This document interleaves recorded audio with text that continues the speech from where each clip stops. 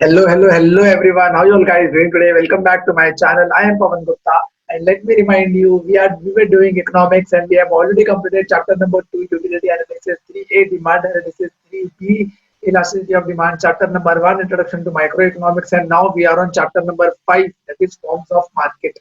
Forms of market में अगर मैं क्विकली बता दूं तो हमने मार्केट का डेफिनेशन पढ़ा था और मैंने कहा था जिसको लगता है पढ़ के जाए वो पढ़ के जाए, एग्जाम में उसका कोई इंपॉर्टेंस नहीं है, मेरे को नहीं लगता वो एग्जाम में कहीं भी आपको यूज आने वाला है। क्या? मार्केट का डेफिनेशन, लेकिन हमने डिस्कशन जरूर किया था। इसके बाद हमने पढ़ा था परफेक्ट कंपटीशन। मैंने परफेक्ट कंपटीशन में बताया था परफेक्ट कंपटीशन का डेफिनेशन क्या होता है, याद है? प्रोड्यूसर, आउटपुट, डिमांड इन और परफेक्टली इलास्टिक। प्रोड्यूसर जो आउटपुट रहता है प्रोड्यूसर का, उसका डिमांड क्या होता है? परफेक्टली इलास्टिक होता है। ये परफेक्ट कंपटीशन में डेफिनेशन है। इसके फीचर्स थे large number of buyer, large number of seller, free entry, free exit, right? They are the price taker and not the price maker. Government intervention नहीं होता है, मिनिमल गवर्नमेंट इंटरवेंशन होता है, homogeneous product होता है, same price होता है, right? ये था परफेक्ट कंपटीशन। इसके बाद में हम लोगों ने पढ़ा सेकंड लेक्चर में मोनोपोली। मोनोपोली का मतलब बता दूं, मोनो मतलब सिंगल, पोली मतलब सेलर, मोनोपोली मतलब single seller, right? And complete control होता है over the supply of the product. इसका भी डेफिनेशन किया था कि भाई कंप्लीट कंट्रोल होता है over the supply of the product और कोई क्लोज सब्स्टिट्यूट नहीं होते। और इसका जब फीचर पढ़ा था तो मैं बार बार कंपेयर कर रहा था परफेक्ट कंपटीशन के साथ, क्योंकि उसका बिल्कुल अपोजिट है। यहाँ पे क्या है? Only single seller and they are the price maker and not the price taker, और complete control over the supply भी है। ऐसा सब फीचर्स थे किसके? मोनोपोली के। याद आ गया है? आई होप आपको क्लियर हो गया है परफेक्ट कंपटीशन और मोनोपोली मार्केट। आज जो हम लोग करने वाले हैं ये है मोनोपोलिस्टिक कंपटीशन। ओलिगोपोली में बता दूं, ओलिगोपोली में थोड़ा सा बताऊंगा। ओलिगोपोली में इतना कुछ भी नहीं है, जो पॉइंट्स पड़े वही है। एक बार डेफिनेटली रीड करना, बट हम डिस्कस जरूर कर लेंगे, ज्यादा डिटेल में नहीं, बट यस डिस्कशन जरूर कर लेंगे। वो एग्जाम में मेरे को नहीं लगता आने वाला है। 99.9999% ओलिगोपोली नहीं आएगा। क्या आने का स्कोप है? परफेक्ट कंपटीशन या तो जो आज करने वाला है मोनोपोलिस्टिक कंपटीशन। ये दोनों में से कोई एक एग्जाम में आएगा, 4 या 5 नंबर का, ये मैं बोल सकता हूँ, ठीक है? तो परफेक्ट कंपटीशन अच्छी तरीके से हमने डिटेल में कर लिया है। अगर आपने नहीं देखा, आई बटन पे क्लिक कर दीजिए, आपको इसके रिमेनिंग जो स्टार्टिंग के 2 लेक्चर्स हो गए वो मैं आई बटन पे ऊपर डाल दूंगा। आई बटन पे क्लिक करोगे तो आपको दोनों लेक्चर मिल जाएगा। और आज हम लोग करने वाले हैं मोनोपोलिस्टिक कंपटीशन और ओलिगोपोली, और इसी के साथ साथ चैप्टर को भी क्लोज कर देंगे, राइट? और अगर अब तक आप अगर मुझे पहली बार देख रहे हो तो प्लीज सब्सक्राइब कीजिए, बेल आइकन दबा दीजिए। और अब तक जितने भी लेक्चर देखे इसमें से 30 मार्क्स का हमारा कवरेज हो चुका है। 30 to 35 मार्क्स का हमारा कवरेज हो चुका है। अगर आपने नहीं देखा है तो मेरे सारे लेक्चर देख लीजिए। आपका पूरा इकोनॉमिक्स इकोनॉमिक्स बहुत ही कम टाइम में और बहुत ही डिटेल में इंपॉर्टेंट मार्किंग और इंपॉर्टेंट क्वेश्चन के साथ हो जाएगा, राइट? तो सब्सक्राइब कीजिए, बेल आइकन दबा दीजिए ताकि मेरे आगे के लेक्चर भी आ जाए। और जो पहली बार सुन रहे हैं उनको मैं ये भी बता दूं कि भाई मैं पूरा का पूरा economics free of cost YouTube पे अवेलेबल कराने वाला हूँ आपके लिए। आपको करना क्या है? सिर्फ सब्सक्राइब करना है, बेल आइकन दबाना है और ये बहुत सारे बच्चों के साथ शेयर करना है। तो चलो आज का टॉपिक हम चालू करते हैं। आज हम कराने वाले हैं मोनोपोलिस्टिक कंपटीशन और ओलिगोपोली। हाँ तो फ्रेंड्स मैं चालू कर रहा हूँ मोनोपोलिस्टिक कंपटीशन से। मैं बता दूं, या तो परफेक्ट कंपटीशन एग्जाम में आएगा या तो मोनोपोलिस्टिक कंपटीशन, जो हम लोग मोनोपोलिस्टिक अभी पढ़ रहे थे, एग्जाम में आएगा। दोनों में से कोई एक एग्जाम में आने का आ तो कुछ भी सकता है, लेकिन मेरे को लगता है ये दोनों में से कोई एक एग्जाम में, ये एग्जाम में जरूर आएगा। तो हम लोग चालू करते हैं मोनोपोलिस्टिक कंपटीशन के साथ। नाउ मोनोपोलिस्टिक कंपटीशन क्या होता है? मोनोपोली जैसे मैंने बताया था, परफेक्ट कंपटीशन है ना, वो रियलिस्टिक नहीं होता है, इमेजिनरी होता है। मोनोपोलिस्टिक कंपटीशन बिल्कुल उल्टा है भाई।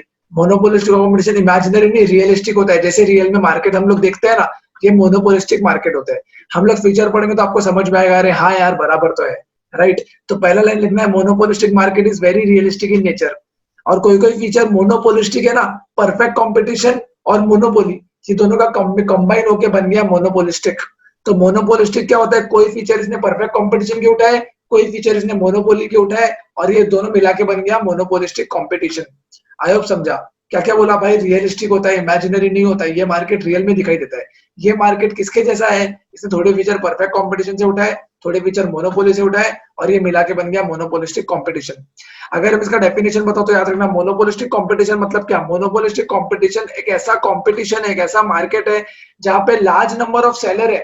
लार्ज नंबर ऑफ सेलर है, उन लोग अपने प्रोडक्ट बेच भी रहे हैं, लेकिन लार्ज नंबर ऑफ सेलर अपने प्रोडक्ट बेच रहे हैं, लेकिन जो प्रोडक्ट बेच रहे हैं ना, वो परफेक्ट सब्स्टिट्यूट नहीं है, लेकिन क्लोज सब्स्टिट्यूट है।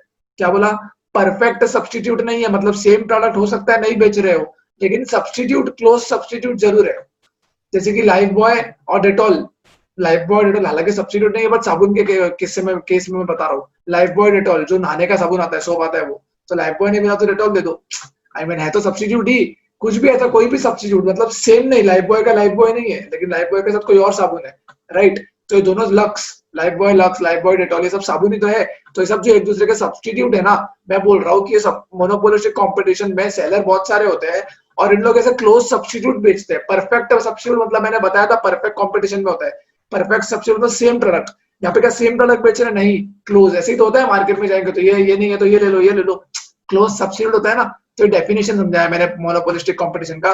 Monopolistic competition is a competition, it is a form of a market in which there are many sellers selling close but not perfect substitute, close substitute but not perfect substitute। ये था monopolistic competition का definition. I hope आपको समझ गया monopolistic competition क्या बोलना चाह रहा है। रियलिस्टिक मार्केट है भाई, हाँ। क्या क्लोज सब्स्टिट्यूट है? नहीं। क्या क्लोज सब्स्टिट्यूट है सेलर के पास? हाँ। बहुत सारे सेलर है, हाँ। क्लोज सब्स्टिट्यूट है, हाँ। परफेक्ट है? नहीं, परफेक्ट सब्स्टिट्यूट नहीं है। इसके फीचर में कैसा कैसा है? फीचर भी इसका ना कंबाइंड फीचर है।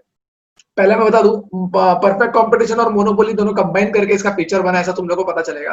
पहला बता दूं, Fairlie large number of sellers. क्या लार्ज नंबर ऑफ सेलर है? क्या नहीं। परफेक्ट कंपटीशन में था large number of seller, monopoly में था सिंगल सेलर। इसमें है fairly large number of seller. Fairlie मतलब लार्ज है, मतलब ऐसे नहीं है एक्स्ट्रा ऑर्डिनरी लार्ज है। परफेक्ट में तो लार्ज लिखा था, एक्स्ट्रा ऑर्डिनरी। मोनोपोली में था सिंगल, इसमें है फेयरली लार्ज, मतलब लार्ज है बट ठीक है। ऐसा नहीं है कि एकदम ही इनफाइनाइट खतरनाक वाला लार्ज नहीं है, लार्ज है, fairly large number of seller, ठीक है। दूसरा पॉइंट है fairly large number of buyer. Buyer भी लार्ज है, फेयरली लार्ज है, खतरनाक वाले लार्ज नहीं है। समझा कि नहीं समझा? तुम लोग कंपेयर करो ना, परफेक्ट कंपटीशन में था large number of buyer, large number of seller. Monopoly में क्या था? Single seller, large number of buyer. इसमें क्या है? मोनोपोलिस्टिक में क्या है? Fairly large number of seller. Second point है fairly large number of buyer. Third है प्रोडक्ट डिफरेंशिएशन। ये बहुत इंपॉर्टेंट पॉइंट है, प्रोडक्ट डिफरेंशिएशन। मैं ये पॉइंट पे आने के पहले चाहता हूँ कि तुम लोग एक बार रिवाइज करो, मैंने क्या क्या पढ़ा है माइंड में एक बार पढ़ने का ट्राई करो। क्या मैं कराऊं? एक बार ट्राई तो करो करने का, तुम लोग अपने आप समझ में आ जाएगा। ट्राई करो एक बार मैंने क्या क्या बताया मोनो में, क्योंकि ये आंसर बार बार रिपीट करा होगा कि मेरे साथ तुम्हारा याद हो जाए, राइट। एक बार रिवाइज करो, एक बार दिमाग में गो थ्रू करो कि मैंने मोनोपोलिस्टिक कंपटीशन के बारे में क्या क्या बोला है। चलो कम ऑन, 2 मिनट्स है, कम ऑन फटाफट।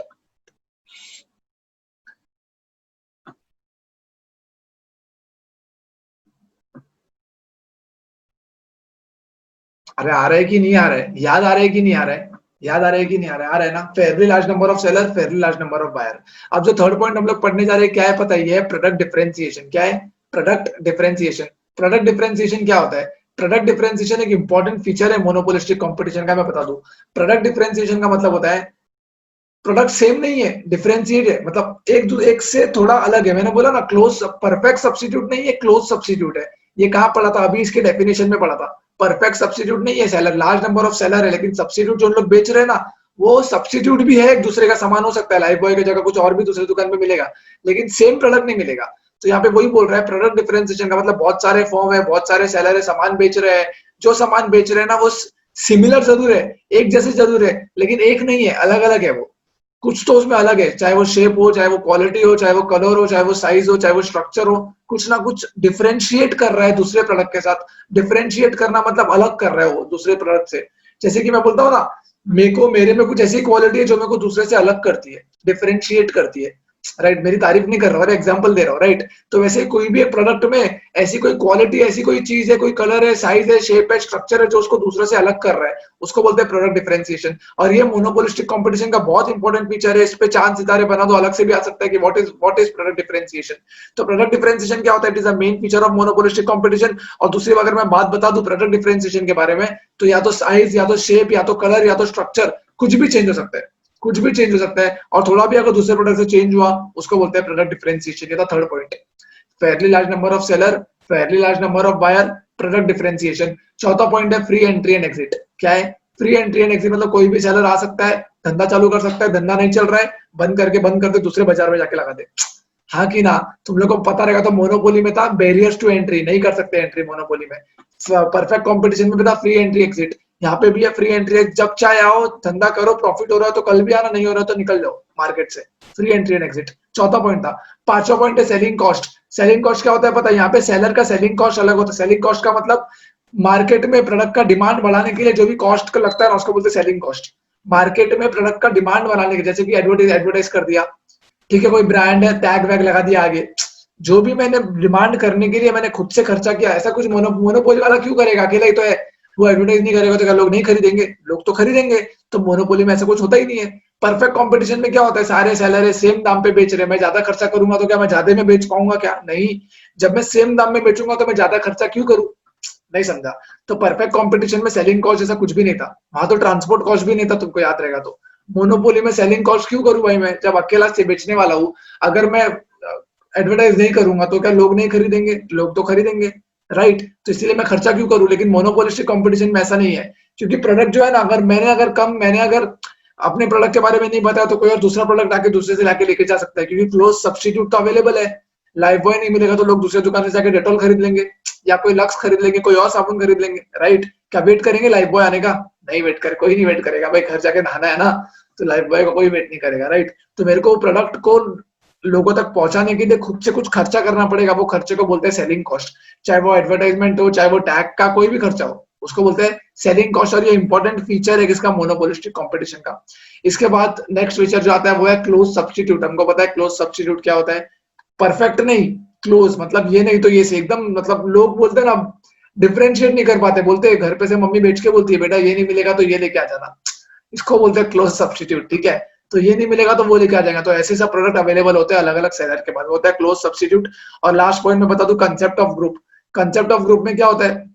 मोनोपोलिस्टिक कंपटीशन में अगर समझ लो बहुत सारे अलग अलग फॉर्म है, बहुत सारे अलग अलग फॉर्म है, वो फॉर्म को एक इंडस्ट्री बना दी जाती है। वो फॉर्म को एक इंडस्ट्री जैसा मान लिया जाता है। जो क्लोज सब्स्टिट्यूट या सिमिलर काइंड ऑफ प्रोडक्ट बनाता है, उसको अलग अलग फॉर्म को एक साथ लाके उसको इंडस्ट्री मान लिया जाता है। उसको बोलते हैं कंसेप्ट ऑफ ग्रुप। और ये कंसेप्ट ऑफ ग्रुप एक थियोरेटिकल चीज है, ये हम लोग मार्किंग करेंगे तो आपको और एक बार क्लियर हो जाएगा। और इसी के साथ मैंने कंप्लीट भी कर दिया मोनोपोलिस्टिक कंपटीशन। और मैं सच्ची सच्ची बताऊं तो ये 5 से 6 नंबर का तुम्हारे एग्जाम में आएगा। 5 से 6 नंबर का तुम्हारे एग्जाम में आएगा क्या? Monopolistic competition. या रिवाइज करना है एक बार? हाँ सर करा दो ना प्लीज। मोनोपोलिस्टिक कंपटीशन का मैंने डेफिनेशन और फीचर बताया। ये दो ही चीजें अपने टेक्स्ट बुक में मोनोपोलिस्टिक कंपटीशन को लेके। मोनोपोलिस्टिक कंपटीशन इमेजिनरी है क्या? नहीं। रियल है क्या? हाँ, मोनोपोलिस्टिक कंपटीशन रियल है। दूसरा क्या पढ़ा हम लोगों ने? पढ़ा मोनोपोलिस्टिक कंपटीशन में क्या होता है? लार्ज नंबर ऑफ सेलर होते हैं जो बेचते कैसा प्रोडक्ट है? Close but not perfect substitute. Close but not perfect. Close substitute होता है लेकिन परफेक्ट सब्स्टिट्यूट नहीं होता। ये डेफिनेशन था। फ्यूचर में याद रखो, fairly large number of buyer, fairly large number of seller. Fairly large, ये प्राइस टेकर होता है कि प्राइस मेकर होता है? ये प्राइस मेकर ही होता है। सिंस वो अपना अलग से भी खर्चा करता है ना, तो वो भी तो प्राइस में ऐड करके वसूलेगा। अभी हम लोग एक और रिवाइज कर रहे हैं तो ध्यान से सुनो। लार्ज नंबर ऑफ सेलर नहीं होता, fairly large number of seller होता है। लार्ज नंबर ऑफ बायर नहीं, fairly large number of buyer होता है। प्रोडक्ट डिफरेंशिएशन का मतलब होता है बहुत सारे प्रोडक्ट अवेलेबल होते हैं जो एक दूसरे से डिफरेंशिएट होते हैं, चाहे वो साइज में, कलर में, शेप में, किसी ना किसी में एक दूसरे डिफरेंशिएट होते हैं, उसको बोलते हैं प्रोडक्ट डिफरेंशिएशन। उसके बाद पूरा फ्री एंट्री एंड एग्जिट है, कभी भी आ सकता है, कभी भी जा सकता है। नुकसान हो रहा है तो मार्केट छोड़ दे, कुछ मना ही नहीं है, गवर्नमेंट इंटरवेंशन नहीं होता। इसके बाद जो हमने पढ़ा वो इंपॉर्टेंट था, वो क्या था? Selling cost. सेलिंग कॉस्ट का मतलब डिमांड बढ़ाने के लिए, मार्केट में डिमांड बढ़ाने के लिए जो एडिशनल खर्चा किया, वो एडिशनल खर्चे को बोलते हैं सेलिंग कॉस्ट। राइट। और उसके बाद जो हमने पढ़ा close substitute. Close substitute product available है, परफेक्ट नहीं बट क्लोज सब्स्टिट्यूट। और लास्ट पॉइंट जो पढ़ा वो था कंसेप्ट ऑफ ग्रुप का मतलब होता है बहुत सारे फॉर्म है, वो बहुत सारे फॉर्म को एक ग्रुप कंसिडर किया जाता है, एक इंडस्ट्री कंसिडर किया जाता है। Example automobile. अभी ऑटोमोबाइल या मैं मेडिसिन बोलूंगा तो मेडिसिन में बहुत सारे नाम आते हैं ना, सिप्ला वगैरह, कितने सारे नाम आते हैं। तो एक मेडिसिन करके ग्रुप बना दिया जाएगा, मेडिसिन ग्रुप। क्योंकि वो लोग सब्स्टिट्यूट है ना, यहाँ ये कंपनी नहीं तो ये कंपनी। तो कभी दुकान में जाता है तो ये तो नहीं बोलता है सिप्ला कंपनी का दवाई देना, तो खाली दवाई का नाम बताता है। वो दवाई का नाम जो कंपनी अवेलेबल होगा वो दे देंगे। अरे हाँ कि ना?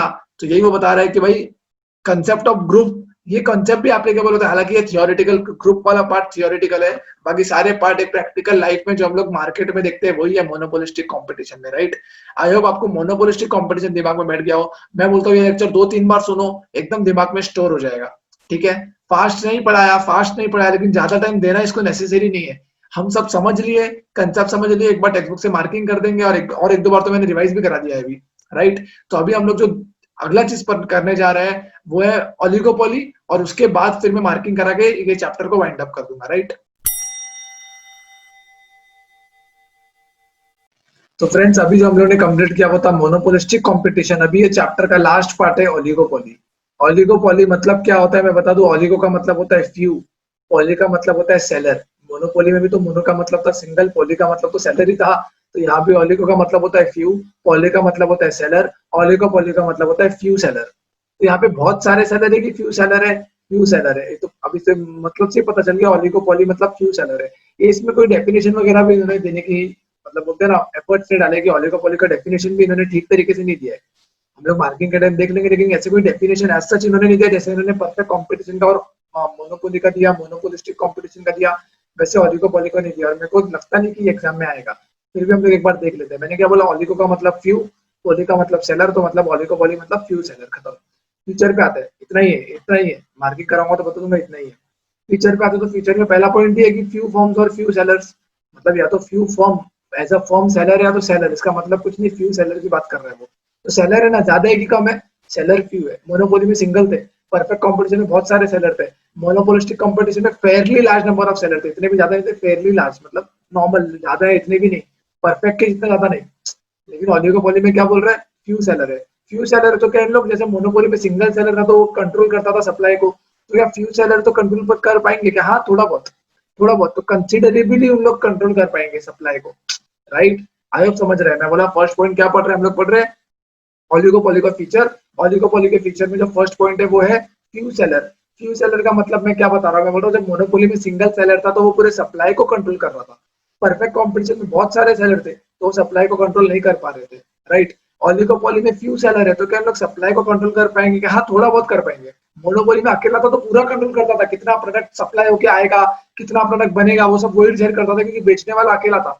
अबे फैक्ट्री बना के करेगी क्या जब बेचने वाला अकेला है? तो वो बोलेगा भाई मैं बेचूंगा नहीं तो फैक्ट्री कहाँ से बनेगी? तो सप्लाई को कंट्रोल कर रहा था। यहाँ पे भी फ्यू सेलर है, तो फ्यू सिंस सेलर कम है तो क्या कंट्रोल करेंगे? हाँ थोड़ा बहुत कंट्रोल करेंगे, थोड़ा बहुत।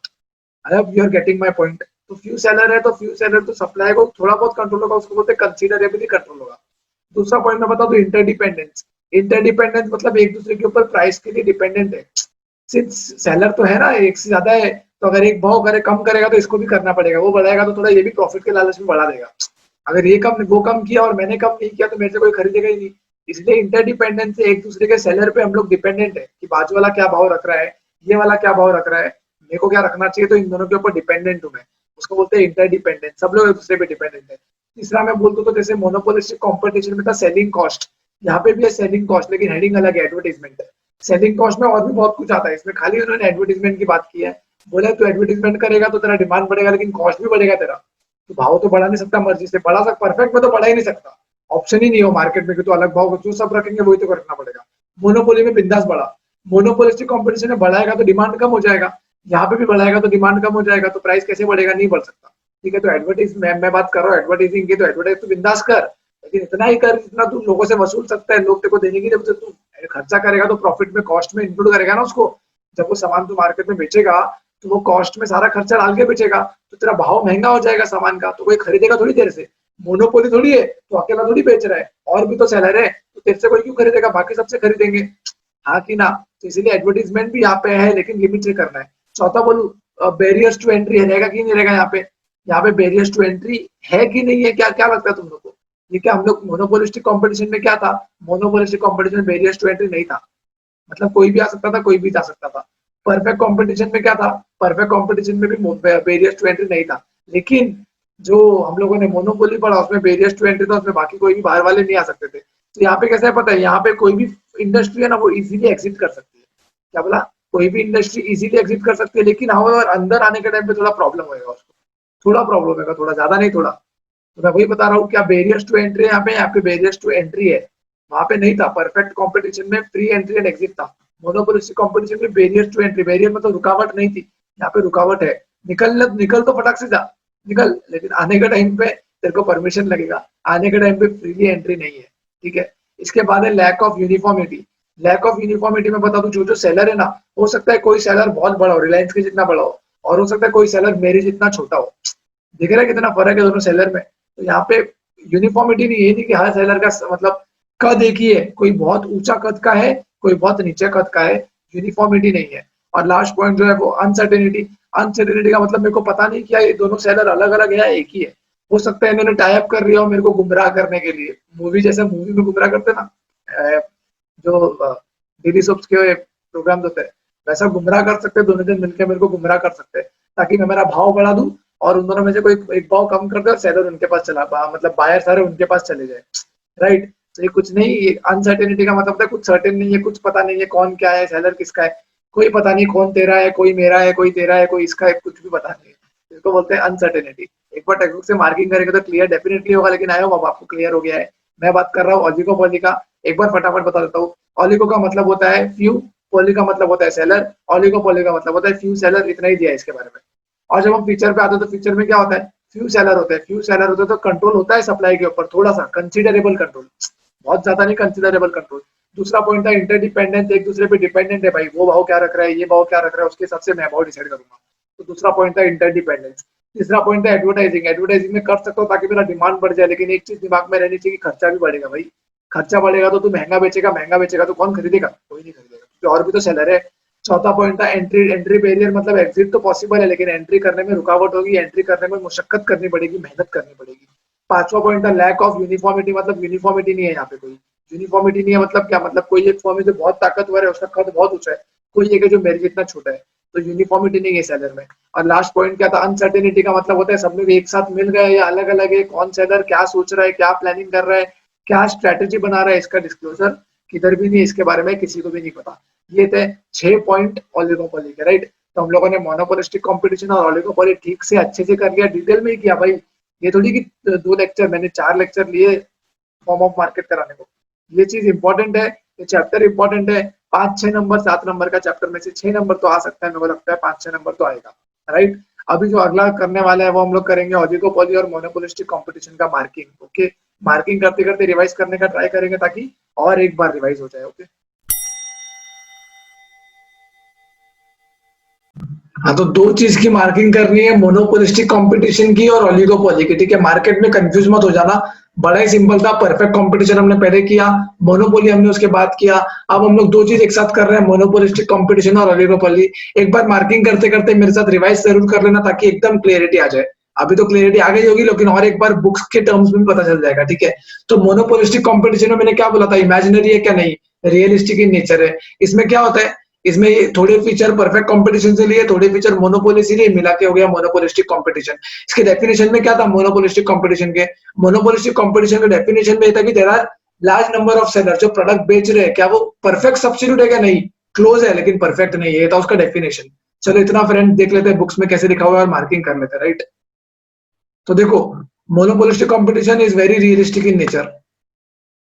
There are some feature of perfect competition and some feature of monopoly acting together, right? इसमें क्या बोला है, मोनोपोलिस्टिक कंपटीशन की डेफिनेशन है अकॉर्डिंग टू चैम्बरलिन। चैम्बरलिन ने डेफिनेशन दिया है। चैम्बरलिन क्या बोल रहे हैं, monopolistic competition is a competition in which there are large number of seller producing close but not perfect, close substitute बना रहे लेकिन परफेक्ट सब्स्टिट्यूट नहीं बना रहे, राइट। ये जो हमने पढ़ा था यही, एक बार देख लो क्या लिखा है, रियलिस्टिक इन नेचर, कोई फीचर मोनोपोली का, कोई फीचर परफेक्ट कंपटीशन का, दोनों एक साथ मिलके हो गया मोनोपोलिस्टिक कंपटीशन। चैम्बरलिन सर ने जो डेफिनेशन दिया, उन्होंने बोला मोनोपोलिस्टिक कंपटीशन एक ऐसा कंपटीशन है जहाँ पे लार्ज नंबर ऑफ सेलर है, उन लोग सेल कर रहे हैं क्या, close but not perfect substitute. अभी हम लोग पढ़ेंगे फीचर्स। अभी हम लोग पढ़ेंगे फीचर्स। फीचर में क्या बोला, लार्ज नंबर ऑफ सेलर है क्या, नहीं, fairly large number of seller है। मतलब लार्ज है लेकिन परफेक्ट कंपटीशन से थोड़ा कम है, ठीक है। परफेक्ट में तो एकदम लार्ज था, यहाँ पे फेयरली लार्ज है। तो देखोगे क्या है, the number of seller is large but comparatively it is less than perfect competition, right. इसके लिए सिंस सेलर लार्ज है लेकिन परफेक्ट कंपटीशन भी इतना लार्ज नहीं है ना, सेलर लोग का बिहेवियर है ना वो मोनोपोली के जैसा हो जाता है। मतलब कि जो हम लोग प्राइस बोलेंगे वो प्राइस, लेकिन हालांकि एकदम ऐसा नहीं होता, लेकिन थोड़ा बहुत मोनोपोली के जैसा होता है। इस दोनों का फीचर है ना। तो लार्ज तो नहीं है लेकिन एक भी नहीं है और लार्ज भी नहीं है, तो मोनोपोली भी नहीं है, परफेक्ट कंपटीशन भी नहीं है, क्या है, मोनोपोलिस्टिक कंपटीशन है, right. Fairly large number of buyer का मतलब होता है कुछ नहीं, यहाँ पे there are fairly large number of buyers. क्या होता है, नो सिंगल बायर, कोई एक बायर प्राइस को इफेक्ट नहीं कर सकता, कोई एक बायर प्राइस को इफेक्ट नहीं कर सकता। परफेक्ट कंपटीशन जैसा सेम पॉइंट है यहाँ पे। इसके बाद थर्ड पॉइंट पढ़ा था प्रोडक्ट डिफरेंशिएशन, मैंने बता दिया प्रोडक्ट डिफरेंशिएशन क्या होता है। प्रोडक्ट, हर एक जो सेलर है, हर एक जो फॉर्म है, जो सेलर है, इनका प्रोडक्ट है वो अलग अलग है। वो क्लोज मतलब परफेक्ट सब्स्टिट्यूट नहीं है, क्लोज सब्स्टिट्यूट लेकिन परफेक्ट नहीं है। मतलब क्या, जो साइज है, शेप है, कलर है, डिजाइन है, वो सब अलग अलग होगा, थोड़ा बहुत कहीं ना कहीं अलग होगा, सेम चीज नहीं होगी, राइट। तो देखो, तो ये सबसे मेन फीचर है, मैं बता दूं, चांद सितारे सब बना दो। Product differentiation is the main feature of monopolistic competition. यहाँ पे क्या होता है, many forms producing a product which is in some way differentiated product from the other firm। हर एक फॉर्म प्रोडक्ट बनाती है लेकिन वो प्रोडक्ट दूसरे फॉर्म के प्रोडक्ट से कहीं ना कहीं थोड़ा ना थोड़ा कुछ ना कुछ अलग होता है। अलग किसमें हो सकता है, अलग किसमें हो सकता है, अलग होता है shape, size, quality, design, colour etcetera. इसका मतलब वही है कि भाई फॉर्म में फाइंड क्लोज सब्स्टिट्यूट फॉर्म में फाइंड क्लोज, और क्रॉस इलास्टिसिटी ऑफ डिमांड बहुत हाई होता है। बहुत इंपॉर्टेंट लाइन लिख दी इन्होंने भैया। सिंस क्लोज सब्स्टिट्यूट है ना मार्केट में, तो क्रॉस इलास्टिसिटी समझता है, उसका प्राइस कम होएगा तो इसका डिमांड बढ़ जाएगा। क्योंकि नहीं पता तो मैंने ऑलरेडी लेक्चर में कवर कर लिया है भाई, पहले के लेक्चर्स में ऑलरेडी सारे पॉइंट्स कवर थे। क्या बोल रहा था मैं? बोल रहा था क्रॉस इलास्टिसिटी ऑफ डिमांड क्या होता है। सारे पॉइंट मतलब सिर्फ इसकी बात कर रहा हूँ। क्रॉस इलास्टिसिटी ऑफ डिमांड क्या होता है ये पता होना चाहिए आपको। कोई दूसरे प्रोडक्ट का प्राइस कम होता है तो मेरा डिमांड बढ़ जाता है, या आई मीन दूसरे प्रोडक्ट का प्राइस बढ़ता है तो मेरा डिमांड बढ़ जाता है। दूसरे प्रोडक्ट का प्राइस कम होता है तो मेरा डिमांड कम हो जाता है। हालांकि मैंने मेरे प्राइस में चेंज नहीं किया, दूसरे प्रोडक्ट ने किया, लेकिन मेरा डिमांड चेंज हो गया, उसके कारण इसी को तो बोलते हैं cross elasticity of demand, right. तो क्रॉस इलास्टिसिटी, सिंस यहाँ पे भी सब्स्टिट्यूट तो है, सेम नहीं है लेकिन क्लोज सब्स्टिट्यूट है, तो अगर मैंने मेरा भाव बढ़ाया ना तो सामने वाले का डिमांड बढ़ जाएगा मेरे वजह से। इसको बोलते हैं cross elasticity of demand, right. तो पहला पॉइंट हमने क्या बोला? Fairly large number of buyer, fairly large number of seller. मतलब क्या? सेलर ज्यादा है लेकिन परफेक्ट कॉम्पिटिशन से थोड़ा कम है, लेकिन सेलर ज्यादा है, परफेक्ट कॉम्पिटिशन थोड़ा कम है। दूसरा पड़ा fairly large number of buyer, लेकिन इतने लार्ज नहीं है कि उन लोग प्राइस को इन्फ्लुएंस कर सके। आई मीन इतने लार्ज नंबर और इतने कम भी नहीं है कि उन लोग प्राइस को इन्फ्लुएंस कर सके। अगर अकेला बायर होगा तो वो प्राइस को इन्फ्लुएंस करेगा, बोले मैं अकेला खरीदने वाला हूँ, अगर मैं नहीं खरीदूंगा तो कौन खरीदेगा तेरा ये, तो मैं जितने में बोल रहा हूँ उतने में बेच। देख रहा है बायर ने प्राइस को चेंज कर दिया, अकेला था ना। अगर बहुत सारे बायर होंगे तो चेंज होगा क्या? नहीं होगा। तो यहाँ पे fairly large number of buyer मतलब इतने सारे बायर है कि कोई एक इंसान प्राइस को चेंज नहीं कर सकता। तीसरा पॉइंट हमने क्या पढ़ा? Product differentiation. प्रोडक्ट डिफरेंशिएशन बार बार बताया, प्रोडक्ट डिफरेंशिएशन का मतलब साइज, शेप, क्वालिटी, कलर में अलग अलग प्रोडक्ट है वो, एक दिखने में एक होगा लेकिन अलग अलग है, क्लोज सब्स्टिट्यूट है वो, ठीक है, राइट। आई होप तुम लोग को समझ में आ रहा है। इसके बाद जो पॉइंट, और एक और इंपॉर्टेंट पॉइंट था, इसीलिए सिंस जो सब्स्टिट्यूट है तो सब्स्टिट्यूट होने के कारण क्रॉस इलास्टिसिटी ऑफ डिमांड बहुत हाई है। क्रॉस इलास्टिसिटी ऑफ डिमांड बहुत हाई है, मतलब एक ने भी अपना भाव बढ़ा दिया ना तो दूसरे का डिमांड फटाक से ऊपर चले जाएगा, यहाँ के लोग सब वहां पे खरीदने चले जाएंगे। इलास्टिसिटी ऑफ डिमांड हाई है बोल रहा हूँ, हाई। हाई का मतलब समझता है ना? डिमांड बहुत तेजी से बढ़ जाएगा, राइट। उसके बाद बोला है फ्री एंट्री एंड एग्जिट है। फ्री एंट्री एंड एग्जिट क्या होता है? कुछ नहीं, there is freedom of entry and exit, there is no intervention. New firm are free to enter if there is profit, loss हो गया तो लोग छोड़ भी सकते हैं, right, if they find it difficult to survive. कुछ नहीं है, वही ऊपर के पॉइंट्स है, इसलिए मैं ऐसे रैंडमली मार्क करा रहा हूँ। ऊपर का ये फ्री एंट्री एंड एग्जिट मतलब आ सकता है, जा सकता है, प्रॉफिट हुआ तो रहेगा, लॉस हुआ तो छोड़ देगा, राइट। इसके बाद सेलिंग कॉस्ट, मैंने बोला सेलिंग कॉस्ट एक इंपॉर्टेंट फीचर है भाई। Selling cost are peculiar to monopolistic competition only. खाली ये मोनोपोलिस्टिक कंपटीशन में आता है, वो ऐसा कॉस्ट है जो फर्म इनकर करती है टू क्रिएट मोर डिमांड होगा, to create more demand, create more demand. और डिमांड ज्यादा होगा तो क्या होगा? सेल ज्यादा होगा, राइट। डिमांड ज्यादा होगा तो सेल ज्यादा होगा। तो ये कैसा होता है? देखो ना, एडवर्टीजमेंट वगैरह ये सब खर्चा है, रेडियो टेलीविजन पे एडवर्टीजमेंट ये सब खर्चा है, होर्डिंग वगैरह जो हाईवे पे देखते हैं अपन, बड़े बड़े होर्डिंग्स होते हैं, राइट। तो ये सब खर्चा करने के बाद डिमांड बढ़ता है फर्म का, इसीलिए यहाँ पे सेलिंग कॉस्ट होता है। और परफेक्ट कॉम्पिटिशन में क्या का सेलिंग कॉस्ट? क्या करूं मैं खर्चा करके? दाम तो वही रखना है जो बाकी सब रख रहे हैं। मोनोपोली में क्यों करूं खर्चा मैं? वो तो खरीदने आने वाला ही है, मेरे पास खर्चा नहीं किया तो भी अकेला तो सेलर हूँ। लेकिन यहाँ पे ऐसा कुछ भी नहीं है, यहाँ पे प्राइस सबका अलग अलग है। यहाँ पे किधर फीचर लिखा है सिंगल प्राइस? बोलो, सब सेलर अपने अपने प्राइस के हिसाब से अपने अपने मन मुताबिक बेचेंगे। तो ज्यादा खर्चा करेगा तो महंगा बेचेगा, महंगा बेचेगा तो लोग कम खरीदेंगे, वो अलग बात है, लेकिन प्राइस तो अपने हिसाब से रख सकता है कोई भी, ठीक है। तो इसके लिए इंपॉर्टेंट फीचर है सेलिंग कॉस्ट। इसके बाद बोलो क्लोज सब्स्टिट्यूट, तो बताते संख्या होगी, goods are having close substitute to each other. Soaps, toothpaste में क्या आता है? बोला था ना मैं, कोलगेट और पेप्सोडेंट, तो क्लोज सब्स्टिट्यूट है, सब क्लोज सब्स्टिट्यूट है। लास्ट में कंसेप्ट ऑफ ग्रुप का मतलब समझ, चैम्बरलिन ने इंट्रोड्यूस किया कंसेप्ट ऑफ ग्रुप। उन्होंने बोला भाई बहुत सारे फर्म है ना, ये बहुत सारे फर्म को हम एक साथ एक मार्केट में लेके आएंगे जो सब्स्टिट्यूट प्रोडक्ट बनाते हैं। ये अगर चाय, ऐसे एग्जांपल दे रहा हूँ, चलो ये अगर कोलगेट बना रहा है तो ये पेप्सोडेंट बना रहा है, तो इन दोनों को एक साथ लेके और इंडस्ट्री बोल दो, क्योंकि सब्स्टिट्यूट प्रोडक्ट है ना, तो ये सारे फर्म को एक साथ लाके उनको इंडस्ट्री का नाम दे दो, एक ग्रुप का नाम दे दो। तो बोल रहे हैं under monopolistic, Chamberlain introduced the concept of group in place of industry.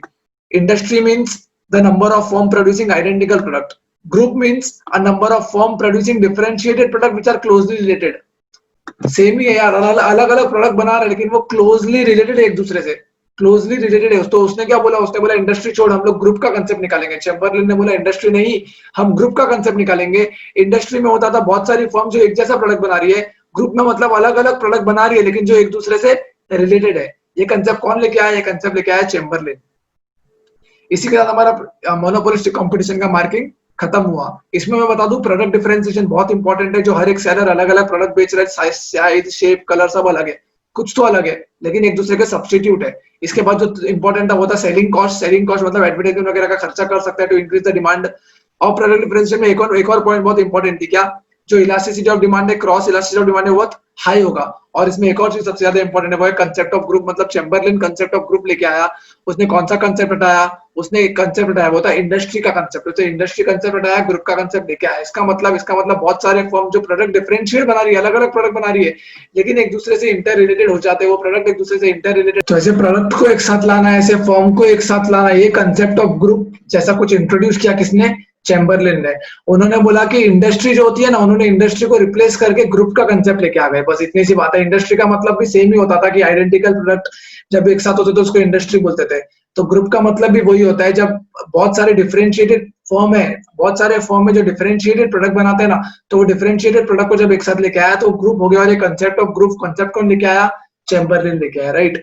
अभी हमारा एक और पार्ट बाकी है, लास्ट, वो है ओलिगोपॉली। ओलिगोपॉली भी एक बार देख लेते हैं। ओलिगोपॉली का मतलब मैंने बताया था, ओलिगो का मतलब ये भी ग्रीक वर्ड ही है। ओलिगो का मतलब होता है फ्यू, पॉली का मतलब होता है सेलर, ओलिगोपॉली का मतलब होता है फ्यू सेलर। ठीक है, तो यहाँ पे भी देख देख सकते हैं कि क्या लिखा है। The term oligopoly, the term oligopoly is derived from the Greek word oligo, which means few, and poly means seller। मतलब ऐसा मार्केट जहां पे इट इज डेट मार्केट जहां पे फ्यू सेलर्स है, फ्यू सेलर्स है। और फ्यू सेलर कौन सा प्रोडक्ट बना रहे हैं? या तो होमोजीनियस या तो डिफरेंशिएटेड। याद रहे परफेक्ट कंपटीशन में होमोजीनियस था, मोनोपोली में प्रोडक्ट के बारे में कुछ भी नहीं था, कोई भी प्रोडक्ट अकेला तो है, कौन सा भी प्रोडक्ट बेचे। और मोनोपोलिस्टिक कंपटीशन में डिफरेंशिएटेड था, यहाँ पे आइदर होमोजीनियस और डिफरेंशिएटेड है। ठीक है, अगर अपन फीचर देखें तो पहला ही फीचर है फ्यू नंबर ऑफ सेलर्स।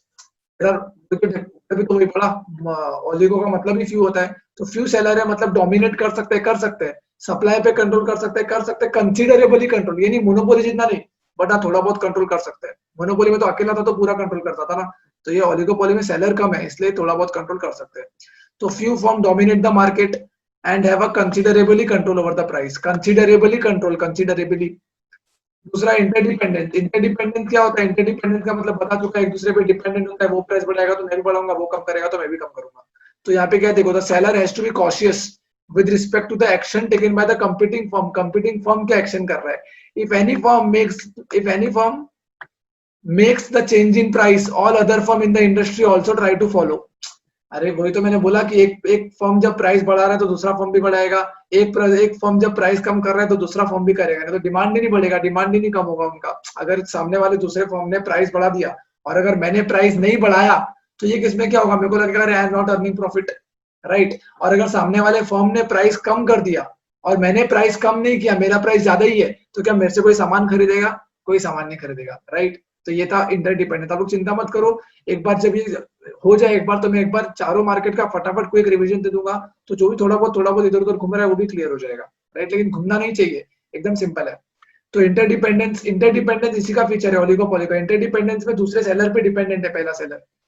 तो if any firm makes any change in the price, all other firm in the industry also try to follow. अभी बताया इंटरडिपेंडेंस है ना। Advertising is a powerful instrument in the hands of oligopolist. Oligopolist can start an aggressive advertisement campaign with the intention to capture the large part of market। Advertising कर सकता है भाई, advertising demand बढ़ाने के लिए definitely advertise कर सकता है। इसके बाद क्या है? Entry barriers. एंट्री बैरियर का मतलब मैंने बताया, छोड़ तो कभी भी सकता है, अंदर आने के लिए बैरियर है। बैरियर मतलब रिस्ट्रिक्शन है, अंदर आने के लिए प्रॉब्लम है। तो firm can easily exit from the industry whenever it want but has to face certain entry barriers. मतलब गवर्नमेंट का लाइसेंस, ये सब रिस्ट्रिक्शन लगते हैं अंदर आने के लिए, बाहर जाने के लिए कुछ नहीं, राइट। इसके बाद था लैक ऑफ यूनिफॉर्मिटी। यूनिफॉर्मिटी वाला कोई फर्म बड़ी है, कोई फर्म छोटी है, यूनिफॉर्मिटी है। यूनिफॉर्मिटी का इश्यू है, मतलब सेम नहीं है सब कुछ, कोई सेलर बड़ा है कोई सेलर छोटा है। अनसर्टेनिटी का मतलब राइवलरी होता है, वो सब। देखो there is considerable element of uncertainty in this type of market. There is considerable element of uncertainty in this type of market. मतलब क्या? राइवल्स में जॉइन हैंड्स एंड कोऑपरेट और में try to fight with each other, right. तो ये uncertainty होता है। मैं बता दूं ओलिगोपोली आने का चांसेस कम है तो कुछ भी नहीं है, तो डिफिकल्ट नहीं है, डिफिकल्ट है इसीलिए नहीं बोल रहा हूँ, बट मेरे को चांसेस तो बोलेगा डिफिकल्ट है शायद लगता है सर इसीलिए बोल रहे हैं। डिफिकल्ट नहीं है, मेरे को चांसेस कम लगता है ही क्या उसमें, है ही क्या इसमें? एक फ्यू सेलर है, वहां पे सिंगल सेलर था, परफेक्ट में बहुत सारे सेलर थे, यहाँ पे फ्यू सेलर है। एग्जिट फ्री है, एंट्री में प्रॉब्लम है, यूनिफॉर्मिटी नहीं है और अनसर्टेनिटी है। यही सब तो पॉइंट है। उल्टा सबसे कम पॉइंट इसी में 6 पॉइंट है, बाकी सब में 7-7 8 पॉइंट है, राइट। आई होप आपको समझाओ, ओलिगोपोली समझ गया और मोनोपोलिस्टिक कंपटीशन भी समझ गया। इसी के साथ हमारा ये चैप्टर की समाप्ति हो जाती है। एक बार मैं आपको फटाक से ले चलता हूँ कि पांचों में क्या क्या किए हैं और उसके बाद वाइंड अप हो जाएगा, राइट। हाँ जी, तो मैं चाहता हूँ कि पहले आप इसको एक बार पढ़ लो, उसके बाद मैं कोई और लेक्चर के इंट्रो में ना इसका रिवीजन करा दूंगा। लेकिन एक बार पढ़ लो, उसके बाद मैं रिवाइज कराऊंगा तो बेनिफिशियल होगा, राइट। तो अभी रिवीजन ना कराते हुए कोई और चैप्टर चालू करूंगा, तब ये 4 मार्केट जो हमने पढ़े ना, कौन से perfect competition, monopolistic competition, monopoly और ओलिगोपोली, इसका रिवीजन करा दूंगा। इसमें एक और पार्ट था, कौन सा, जो मार्केट बाइफरकेट हुआ एज पर टाइम और as per place, local, national, international time में, very short, short, long, very long. एक बार पढ़ लो, कुछ है ही नहीं उसमें बताने जैसा, एक बार रीड कर लोगे तो ऑटोमेटिक आ जाएगा, ठीक है। इसी के साथ हमारा ये चैप्टर खत्म हो गया है। आई होप आपको पूरा चैप्टर समझा।